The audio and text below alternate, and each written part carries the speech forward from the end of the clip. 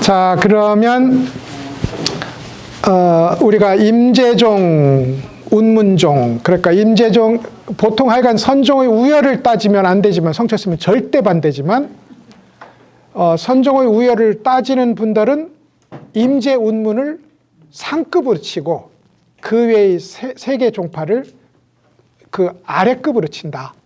흔히 말해서 그때의 용어를 빌리자면 조사선, 열애선으로 나눈다.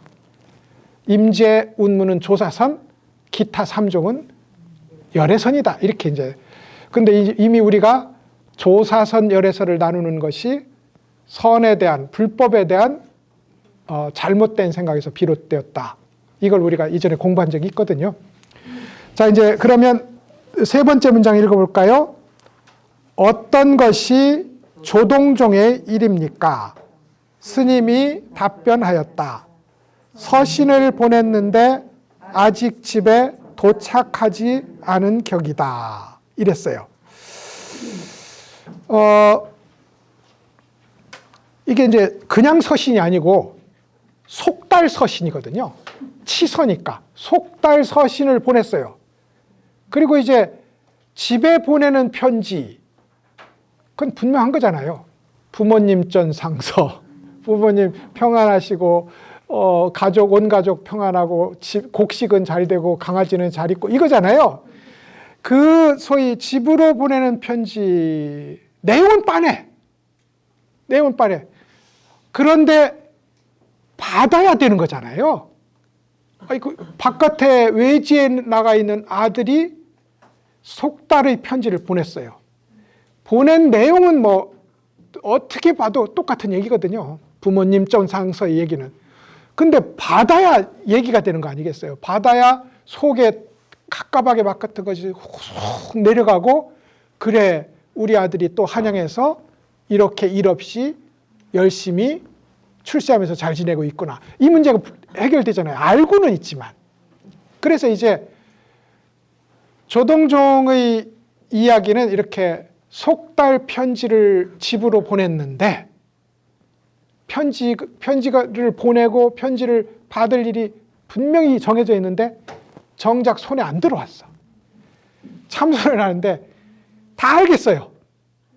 마지막 한 점이 내가 그렇게 안 되는 거야. 모든 우주 만법이 부처님 마음이 드러난 자리라는 건 이제 죽어도 다 알겠어요. 스님이고 누구고 입만 열면 그 얘기를 해. 알겠어. 그래가지고 이제 부처인 내가 불국토인 이 자리에 오로지 앉아서 부처로서 앉아있다. 이것도 알겠어. 근데 딱 마지막 한 수, 그렇지 내가 부처지.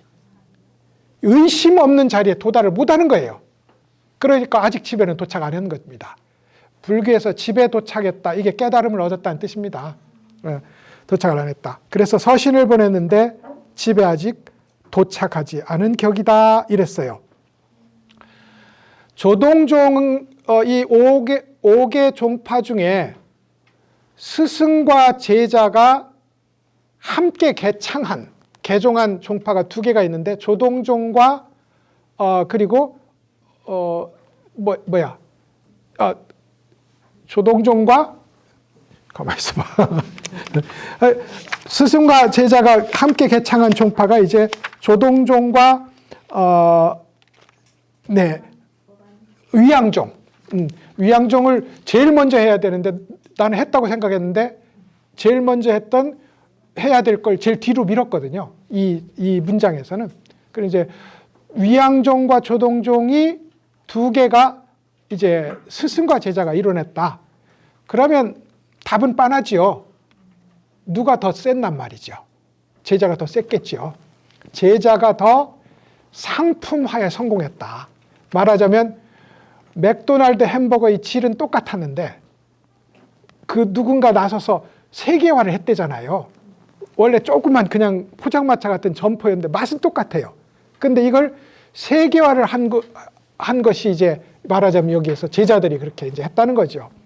그래서 조동종입니다. 동산 양계 스님이 제창을 하고 조산 본적 스님이 널리 세상에 퍼뜨린, 그게 이제 조동종이에요. 이 동산 양계 스님은 절강성 사람인데, 절강성이라는 곳이 중국의 중부 지역에 있는 양자강 지역에 있는 가장 비옥한 곳이고 인간 천당이라고 비유되는 곳이기도 합니다. 지금 항주라는 곳이 거기예요.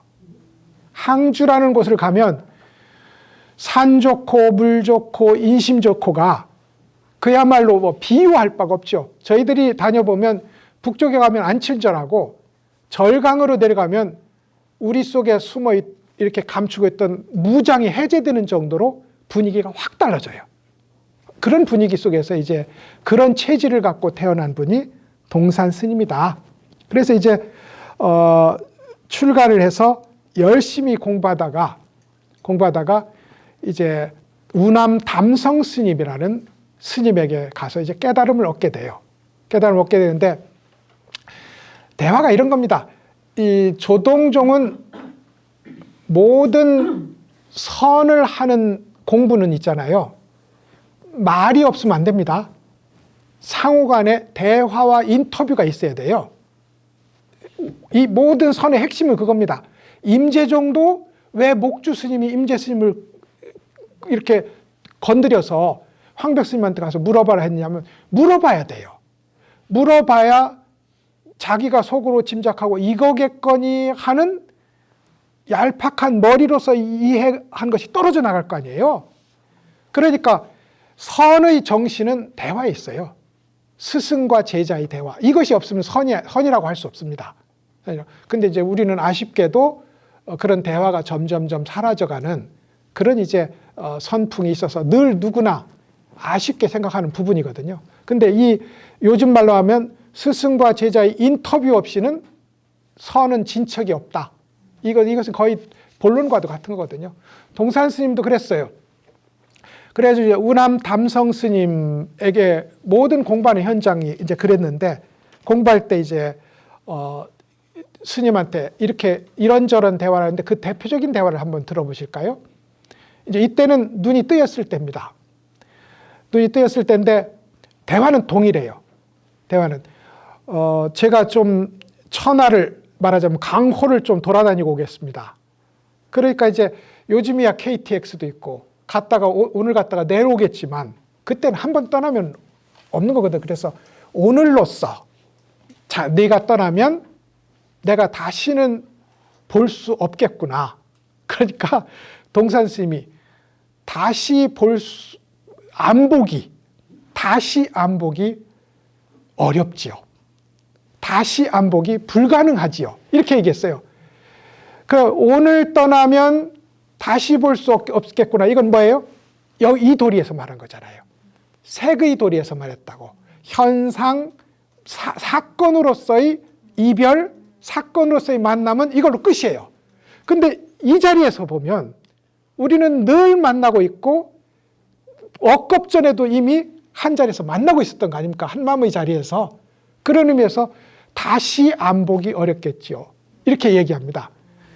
쿵짝인 거지. 스승이 장구를 치면 제자가 춤을 춥니다. 여기서 우남 담성 스님이 세게 치우쳐 있다. 그게 아닙니다. 담성 스님은 슬쩍 장구를 이렇게 한번 치면 이제 동산 스님이 일어나서 춤을 추는, 이걸 이제 스승과 제자가 서로 노래하고 반주를 맞춘다. 이렇게 이제 평을 할 수 있을 내용이 되겠습니다. 이런 대화가 있은 뒤에, 그러니까 이분의 깨달음은 이거예요. 우리가 이렇게 헤어져 있는 것 같아서 엄지손가락, 새끼손가락 이렇게 이름 붙여 나가지만 실제로는 이것은 한 손이다 하는 것을 발견해 나가는 과정이 동산 스님의 깨달음이었어요. 어느 날 배를 타고 가는데 물 밑에 그림자가 보이는 거야. 그러니까 그림자를 딱 보더니 내가 늘상 저걸 찾으러 다녔는데 늘상 저것이 나를 따라다니고 있었구나 하는 도리를 바로 알게 됩니다. 그리고 나서 이제 그야말로 깨달은 사람으로서의 자유를 얻게 돼요. 자유를 얻게 되는데 그 전의 얘기입니다만 동산스님이 이 깨달음의 깨달은 대로 가르친다고 했잖아요. 깨달음의 근거를 한번 보시면 어떻게 가르치는지를 이해할 수 있습니다. 동산스님이 막 공부를 하면서 머리에는 다 있지요. 공부를 하면서 돌아다니는데 한 우물가에 갔는데 목이 마른 거예요. 근데 이제 할머니가 물을 뜨고 있었는데 하여간 그때는 할머니한테 잘못 보이면 큰일 났어. 떡도 못 얻어먹고 할머니한테 다 걸렸어요. 그래가지고 이제 물 좀 주세요 하니까 이렇게 보더니 스님이 내 말에 대답해주면 물 주지. 그래서 예, 말하십시오. 그러니까 이 물에 먼지가 있을까요? 없을까요? 무슨 먼지가 있을까요? 라고 물었어요. 그래 보니까 깨끗하거든. 먼지가 없습니다. 그러니까 저리 꺼지세요. 내 물 더럽히지 마세요. 이렇게 했어요. 이제 여기서 이거 눈치채신 분은 참선 꽤나 얘기하신 분입니다. 그러니까 이제 이걸 안다고 우리가 깨닫는 건 아닙니다. 이 물에 먼지가 있을까요, 없을까요는 유무로 물었어요. 참선을 한 데서 유무로 건드리면 다 함정에 빠지게 돼 있습니다. 있을까요, 없을까요에서 있을까요, 없을까요에 걸리면 무조건 있다 해도 꺼지세요고 없다 해도 예, 그렇게 되는 겁니다.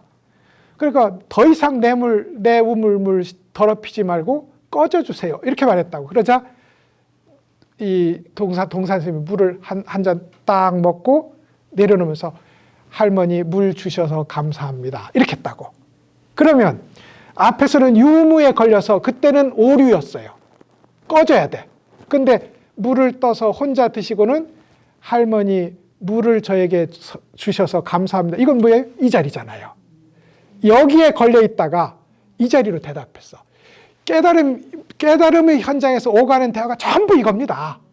전부 이거야. 그래서 이제 동산스님이 그런 과정과 그런 대화와 그런 체험 세 가지를 말했잖아요. 스승과의 대화, 할머니와의 대화, 그리고 배를 타고 자기 그림자를 발견한. 그림자는 이거였지만 본래 그것은 진짜 나잖아요. 진짜 나잖아. 그래서 진짜 나와 그림자는 나눌 수 없다고요. 그것을 이제 깨달음을 성취한 뒤에 이제 다른 사람한테는 그럼 어떻게 보여주겠어요? 똑같이 내가 노파를 하는 거야. 이 공부하러 오면 슬쩍 함정을 팝니다. 여기에 먼지가 있을까요? 없을까요? 여기에 먼지가 있을까요? 없을까요? 있다 없다에 걸리면 꺼지세요. 온 거지. 그렇게 이제 함정을 파고 안 걸리면 또 이제 다른 수단을 씁니다. 그러면 둘을 소위 이 양변을 융합한 자리에서 또 떠봅니다. 이게 5가지나 됐어요. 그게 조동오입니다. 이 내용하고 조금도 다르지 않아요. 색으로 물으면 공으로 대답하고 공으로 대답하면 색으로 공격하고 그리고 양쪽에서 어물쩡하면 양쪽으로 공격하고 뭐 이것이 스승과 대화 간에 일어나서 궁극적으로 도달하는 자리는 진공묘유, 색즉시공, 공즉식사의 자리에 도달해서 둘이 만세를 부르는 이게 조동의 가풍이었습니다. 근데 이제 마침 그런 동산스님의 가르침에 딱 걸맞는 사람이 조산 본적스님이라고 온 겁니다. 제자가 와서 스님은 이름이 뭡니까? 본래 고요함. 이게 본적이거든요. 본래 고요함입니다. 이렇게 이제 이야기를 해요. 그러니까 동산스님이 중국 사람이 번지라고 말하면 우리 말로는 본래 고요함입니다. 제 이름은 본래 고요합니다. 이렇게 들린다고요. 그래서 본래 고요합니다. 그러니까 이제 잘 됐다 싶은 거예요. 다시 말해봐. 그래서 또 본래 고요합니다 하면 어떻게 돼요? 꺼지세요지요. 왜냐하면 본래 고요한데 다시 말해봐 하면 본래 고요합니다 하면 시끄럽잖아요. 그러니까 본적 스님이 눈치가 빨랐어요. 저쪽에서 척 유무로 걸어오니까 이쪽에서 본래 고요함의 자리로 돌아갑니다. 이름을 말할 수 없습니다. 아까까지 말해놓고 이름을 말할 수 없습니다. 그러자 동산 스님이 또 한 번 묻습니다. 왜 말할 수 없는가? 이제 여기서 끝나면 너무 단순하잖아요. 그래서 왜 말할 수 없는가? 본래 고요함이라고 본래 고요함이라는 이 이름은 원래 말할 수 없는 것이기 때문입니다. 이게 그냥 공부꾼으로 왔을 때 얘기예요. 그러니까 야, 이 사람, 이 젊은이 참 키울 만하다. 그래가지고 이제 키워냈는데 워낙 활발한 분이라서 사박에 가서 좋은 법이란 좋은 법은 다 가져옵니다. 가져와서는 일종의 메이드 인 조산의 다양한 교육 상품을 내놔요. 그 조동종의 교육 상품이 아주 다양합니다. 그래서 이제 그 교육 상품 중에 하나가 원을 그리는 거였어요. 근데 이제 원은 나중에 이제 위양종이었고, 위양종으로 건너가서 거기서 크게 발전하고, 조산 스님이 갖고 있는 다양한 방법으로 천하의 조동종을 펼치게 됩니다. 그런데 이제 본래 고요함이잖아요. 본래 고요함이므로 어디 가서 추구할 일이 없는 겁니다. 그런 의미에서 이후에 점점점 발전을 하면서 추구할 바도 없이, 제가 뭐라고 했어요? 한쪽에는 죽어라 열심히 하는 팀, 한쪽에는 죽어라 안 열심히 하는 팀. 이게 조동종이거든요. 그러니까 오로지 앉아있을 뿐. 왜요? 나갈 자리가 없거든요. 여기 말고 추구할 자리가 없어요. 나 따라다니는 그림자 빼고 부처 찾을 자리가 없는 거예요. 그러니까 오로지 이 자리에 부처로서 앉고 서고 움직이고 눕는 겁니다. 이게 조동종의 가풍입니다. 가풍이. 그러니까 조동종은 멋있어요. 멋있는데 이제 대종고 스님 같은 경우는 그 자체가 잠이다. 그 자체가 잠하고 다를 바가 없다. 거기서는 진짜 진면목을 깨닫기 어렵다. 너무 머물러 있다. 하고 이제 비판을 하는 이유가 되기도 합니다. 분명한 건 매력적인 거예요. 그래서 이제 조동종 했습니다. 큰일 났네. 자, 이제 위양종 간단하게 보겠습니다. 읽어볼까요? 어떤 것이 위양종의 일입니까? 스님이 답변하였다. 부러진 비석이 옛글에 가로놓여 있는 격이다. 자, 보시죠. 부러진 비석, 옛길. 아니, 비석이 번듯하게 서 있어도 옛길에 있으니 누가 가서 그 흔적을 찾아서 아, 이건 고심정사 가는 길이라고 읽는 사람이 없는 거잖아요. 근데 심지어 반토막난 비석이 옛길에 그냥 푹 쓰러져 있으니 먼지도 묻고 설사 판별했다고 해서 글자를 판독을 해도 반만 되는 거예요. 그러니까 오죽 답답하겠어요? 오죽 답답하겠어? 그 답답한 감정, 이것이 이제 옛 부러진 비석이 옛 길에 가로놓여 있는 길이다. 그러니까 도대체 이 비석의 앞으로 가면 길이 있을지, 아니면 여기서 멈추고 뒤로 물러야 할지, 앞과 뒤도 끊어져 있고, 그러면서도 분명히 반쪽짜리 비석은 어디에 있어. 그죠? 그래서 그 답답하고 생각으로 헤아릴 수 없는 자리를 옛길에 부러진 비석이 가로놓여 있는 격이다. 분명히 반토막 비석이 있음도 알겠고 그 내용도 어렴풋이 알겠는데 그저 막막함만 우리 눈앞에 있는 걸 이렇게 이제 표현한 겁니다. 이게 이제 위양종의 가풍이다 이 말이죠. 위산영우라는 스님이 이 종파의 길을 열었고 앙산해적이라는 분이 이 종파를 널리 퍼뜨렸다. 그래서 이제 위앙종이 됩니다. 제일 먼저 일어났어요. 이 종파가 제일 먼저 일어났어요. 그래서 이제 실제로는 위양종이 제일 먼저 일어나고 종파 시대를 열었어요. 그러니까 선종의 종파 시대를 연 것이 이 위산과 앙산의 공적인 겁니다. 근데 금방 사라져요. 왜냐하면 굉장히 정밀했던 것 같아요. 그러니까 정밀한 건 선종은 빈틈이 많아야 성공 잘합니다. 빈틈이 없이 구조가 꽉 짜 있으면 잘 성공을 못하게 돼 있어요. 법안종이 그래서 빨리 망한 거고요. 법안종은 학문이 높았거든요. 학문이 높으면 구조화가 정밀합니다. 정밀하면 놀고 움직일 공간이 너무 없으니까 창조할 공간이 없는 거예요. 그러면 그 스승을 능가하는 지성을 갖추지 않는 한 그 판을 뛰어넘지 못하는 겁니다. 그래서 이제 위양종이나 법안종이 그렇게 쉽게 망했던 것으로 보입니다. 이분은 이제 복건성 사람, 위산 스님은 복건성 사람인데 복건성 사람이 비교적 개방적이에요. 개방적이라고요. 그리고 이제 부지런하고 남방이니까 부드럽고 위산 스님도 딱 그랬습니다. 딱 그래서 이제 근데 우리도 앞에서 위산 스님이 글을 본 바가 있어요. 세 가지의 생겨남이 있다. 관념의 생겨남, 모양의 생겨남, 미세한 흐름의 생겨남이 그것이다. 기억 안 하셔도 됩니다. 무슨 얘기인 거 아니?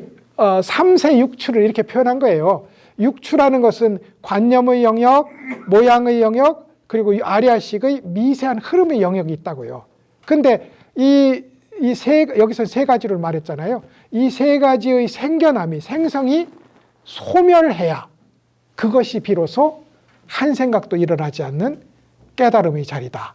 성철스님은 조화라고 아리아식의 미세한 흐름의 생성까지 끊어져야 그게 진짜 도에 들어가는 길이다. 이걸 채용하기 위해서 인용한 적이 있었거든요. 그것도 바로 이 위산 스님이 썼던 이야기가 됩니다. 앙산 스님하고는 원래 부자처럼 그렇게 친근했다고 하고 그 뒤로도 위양종의 가풍은 스승은 자애롭고 그리고 이 아들은 제자는 효도를 다하는 뭐 그런 가풍이었다는 이야기를 합니다. 기억하기 좋으시라고 위산 스님의 한 얘기, 그러니까 이건 에피소드인데 한번 들어보시죠. 스님들은 남의 운명 잘 보지요. 그런 스님들 많습니다. 그게 이제 그런데 그걸 가지고 장사를 하거나 신도를 보면 점쟁이가 돼버리기 때문에 그런 거지. 공부를 하다 보면 경계가 없어지니까 타인의 마음을 읽거나 타인의 내일을 보는 것은 이건 원래 불교가 증명한 바입니다. 육신통을 괜히 말했겠어요. 육신통이 거짓말은 아닌 거잖아요. 그런 의미에서 스님들은 잘 아는데 그러다 보니 우리나라에도 무학대사가 풍수 이런 게 뛰어났잖아요. 그때 위산 스님 당시에 사마두타라는, 두타는 스님이라는 뜻입니다. 사마두타, 사마씨를 가진 스님이라는 뜻이에요. 풍수에 완전히 그야말로 신처럼 알아차리는 사람이 있었어요. 그래가지고 어디를 가다가 위산이라는 데가 산이거든요. 위산이라는 산을 보고 야, 여기는 어떤 스님이 나와서 1,500명의 대중을 거느릴 산이다. 그게 뭐예요? 1,500명은 부처님보다 더 많은 겁니다. 부처님이 하나 나와서 불법을 퍼뜨릴 곳이다. 이렇게 이제 생각을 합니다. 그래서 이제 백장회 스님한테 이제 위산 스님 배웠거든요. 그러니까 제일 이르단 말입니다. 그래가지고 이제 백장 스님하고 친구였는데 거기 그런 땅이 있습니다. 그러니까 백장 스님이 내가 갈까? 그러니까 스님이 가면 500명밖에 안 됩니다. 1,500명 터인데 500명은 손해보는 장사입니다. 안 되겠습니다. 그럼 어떻게 할까? 스님 이 문중이 이렇게 흥성하니 스님 문중에 틀림없이 그 주인이 있을 겁니다. 그래가지고 하나씩 불러요. 근데 제일 먼저 수자를 불렀겠지요. 1번 수자, 선원장을 불렀다 이 말입니다. 보니까 이제 해보니까 아니야. 그러다가 이제 위산 스님이 들어옵니다. 보니까 이제 딱 그 사람이거든. 관상도 뛰어났다 이 말입니다. 사마두타를 공부는 안 하고 아마 그쪽으로. 그래가지고 이분입니다. 그러니까 이제 이제 그럼 그쪽으로 파견해서 새로운 도량을 개척하는 것으로 이제 이야기를 합니다. 그런데 이제 수자가 기분이 나쁠 거 아니에요. 신수 스님도 기분 나빴을 겁니다. 육조 스님이 그래 인정받으니 이 수자가 기분 나쁜 거야. 그래가지고 내가 이 회상에서 모든 사람을 인정받고 살아온 지가 얼만데 이제 갓 들어온 애숭이한테 스님의 법맥을 주는 거거든요. 네가 도량할 차리라는 건 내 법을 갖고 가서 거기서 불법을 펴라는 거니까 이제 기분이 나쁜 겁니다. 그러자 이제 이렇게 이 백장스님이 얘기합니다. 물병이 이렇게 있었어요. 이 물병을 물병이라고 하지 말고 말해봐라. 여러분, 이 물병을 물병이라고 하지 마라 하고 말해봐라. 이 물에 먼지가 있는지 없는지 말해봐라. 똑같지요? 여기 걸리면 다 안 되는 겁니다. 이 사람이 딱 걸렸어. 물병이라고 말해보지 말라고 하니까 순진하게 그 말대로. 그러면 그것을 나무로 만든 삽이라고도 말해도 안 되겠습니다. 역시 이쪽 아니면 저쪽에 걸린 겁니다. 자벌레처럼. 자벌레가 있잖아요. 이렇게 몸을 움직여서 다음을 띄고 여기서 또 다음을 띄잖아요. 다음을 띄려면 어디 딛습니까? 앞의 자리에 딛잖아요. 없음을 딛고 있음으로 가고 있음을 딛고 없음으로 갑니다. 이게 우리예요. 죽어라 움직였는데 있음에서 없음으로, 없음에서 있음으로 이것만 가는 거야. 이 수자도 그랬어요. 이걸 물병이라고 말해보지 말라니 물병만 말 안 하면 되겠다. 이건 자벌레거든. 그러니까 그러면 나무삽이라고도 못하지요. 이렇게 말해보는 거야. 나름 머리를 굴려서. 그래서 이제 백장 스님이 실망을 하는데 위산 스님이 들어와서 네가 해봐. 그랬더니 이렇게 보더니 물병을 발로 툭 짜고 나갔어요. 말을 붙일 자리를 없앤 거예요. 그러니까 이게 이분들이 하는 게 기기한 행동인 것 같은데 분명한 철학이 있습니다. 분명한 철학이 아까 얘기한 진공묘유, 색즉시공, 공즉시색을 몸으로 보여주는 방식이었어요. 그래가지고 이제 새로운 도량을 일구러 나갔던 그런 일이 위산 스님에게 있습니다. 앙산 스님의 흥미로운 얘기는 나중에 하도록 하고요. 법안종만 딱 간단하게 말하겠습니다. 읽어보실까요? 어째서 법안종의 일은 묻지 않는가? 학인이 말하였다. 스님께 남겨드립니다. 스님이 말하였다. 술락군이 통금을 어기는 격이다. 이랬어요. 법안종은 법안 문익 스님이 세운 종파이고 우리에게 익숙하기로는 영명연수 스님, 성철 스님이 그토록 모델로 삼았던 영명연수 스님이 법안종의 마지막 조사가 됩니다. 마지막 조사가 돼요. 그런데 이제 벌써 눈치를 채셨겠지만 여기는 지식이 높았어요. 지식이 극히 높아서 그야말로 빈틈이 없어서 그 길만 따라가다 보면 자기도 모르게 법의 한가운데 들어와 있는 거예요. 그래서 술락군이 통금을 어긴다는 게 뭐냐면 술락군이라는 게 이제 예전에는 통금이 있었거든요. 통금이 있어서 이제 딱따기를 치면서 날씨가 건조하고 물건들이 많이 말랐으니 불조심하세요 하면서 딱따기를 치고 다녀요. 근데 그때 다니면 잡히거든요. 통금에 우리도 통금 겪어봤잖아요. 통금에 잡히면 가볍게는 훈방 조치, 빨리 들어가세요. 안 되면 유치장에 가서 하루 자야 되잖아요. 그랬어요 그때. 그런데 이때 그 법입니다. 이때 그 법이라서 작게는 한 몽둥이 세례, 꽁 하고 빨리 들어가 이거고 크게는 엄중한 처벌을 받게 됐습니다. 근데 술락군 스스로 통금을 어겨. 술락군이 통금 어길 수 있나요? 술락군은 통금 어길 수 없습니다. 술락군이 통금하러 다니는 사람이거든. 이미 통금 속에 있어요. 술락군이 밤 속에 있어. 말하자면 법안종의 가르침을 따라오다 보면 이미 그 속에 있다니까요. 이미 그 속에. 그래서 나도 모르는 자리에 법의 자리로 유인되어 들어가는 일, 스스로 법망으로 몸을 던지는 일, 이게 술락군이 통금을 어기는 격이다. 이렇게 이제 표현을 했습니다. 이걸 이제 법안 문익 스님이라는 스님이 했고요. 실제로 깨달음을 받을 때도 나한 개침 스님이라는 분한테 받았는데 자세하고 아주 전례가 없는 겁니다. 자세하고 시시콜콜하게 이렇게 공부해도 깨닫습니다. 꼭 뺨 맞는다고 깨닫는 건 아니고요. 나한 개침 스님은 법안 문익 스님에게 불법의 도리를 자세하고 논리적이고 시시콜콜하게 설명을 했어요. 그리고 법안 문익 스님의 눈이 열리게 됩니다. 재밌는 것은 그래도 비유는 있습니다. 비유는 있어서 이제 삼계유심 만법유식이잖아요. 이건 알잖아요. 온 세계가 오직 마음일 뿐이고 만 가지 현상이 다 식의 현현일 뿐이다. 이게 이제 삼계유심 만법유식의 도리고 공부했다 하면 다 이 얘기하는 거거든요. 그리고 이 얘기 말고 다른 진리는 없고요. 근데 이제 이걸로 아는 거하고 이걸로 아는 건 다른 거잖아요. 그러니까 그대가 열심히 공부했다니 내가 한마디 물어보겠소. 그러니까 이제 경전적 지식을 바탕으로 묻는 겁니다. 저 바깥에 돌이 하나 있는데 백년암의 불면석처럼 저 밖에 저렇게 돌이 하나 큰 돌이 있는데 저것은 그대의 마음 속에 있습니까? 그대의 마음 밖에 있습니까? 그리고 삼계유심 만법유식이니 당연히 네, 제 마음 안에 있습니다. 그러니까 아이고야 스님 참 무겁겠네.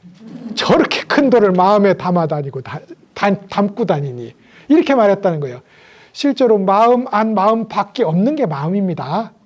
마음의 내외가 없는 게 마음이지 마음의 안팎을 나누면 이미 중생심인데 그래서 아이고야 스님 참 무거우시겠네.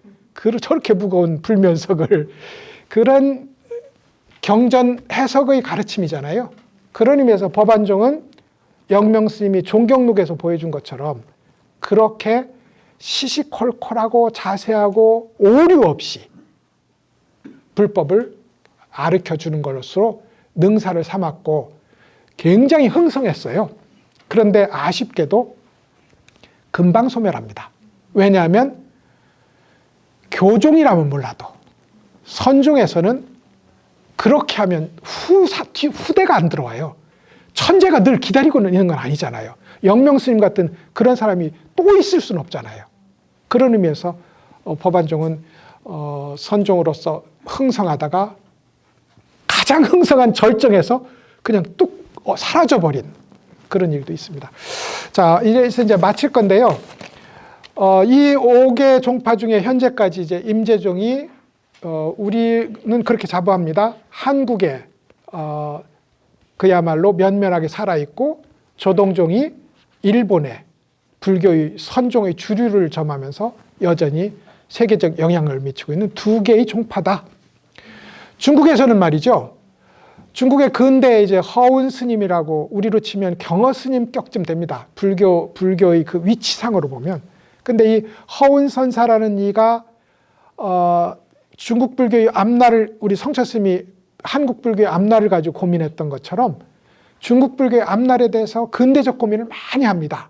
그게 이제 허운 스님과 태허 스님 두 분이거든요. 두 분인데 그 한 가지 조치가 뭐였느냐면 이미 사라진 5개 종파를 허운 스님은 깨달으신 분이거든요. 이미 사라진 5개 종파를 사람을 봅니다. 운문종에 맡겼네. 운문종 계승자로 임명합니다. 법안종에 맡겼네. 법안종 계승자로. 그래서 계승자들을 다 둬요. 그 지금 있어요. 5개 종파가 지금 중국에 있습니다. 운문종의 전법 종사도 다 있어요. 다 있어. 그게 중국 근대 시기에 허운 스님과 태허 스님이 중국은 종파불교거든요. 종파 간에 경쟁하면서 발전했다고요. 그래야 좋습니다. 근데 그래서 종파불교를 살리기 위해서 지금도 중국 현장에는 5개 종파가 다 있습니다. 중국 대륙에는. 그 속 내용이 어떤지는 모르지만 5개 종파를 특징을 살려서 발전시키려고 하는 것도 괜찮은 노선인 것 같기는 합니다. 어찌됐든 이렇게 해서 이제 5개 종파를 공부했고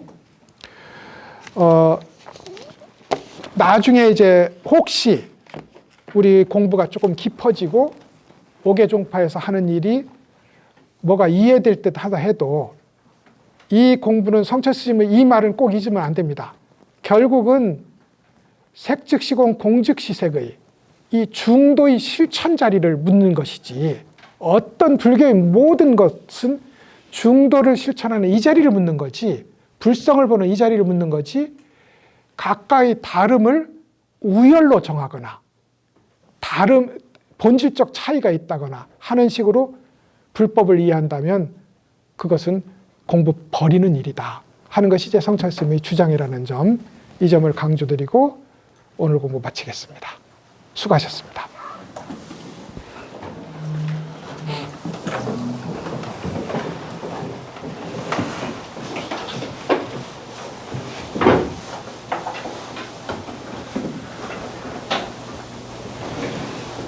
교수님께 합장 인류 올리겠습니다. 수고하셨습니다.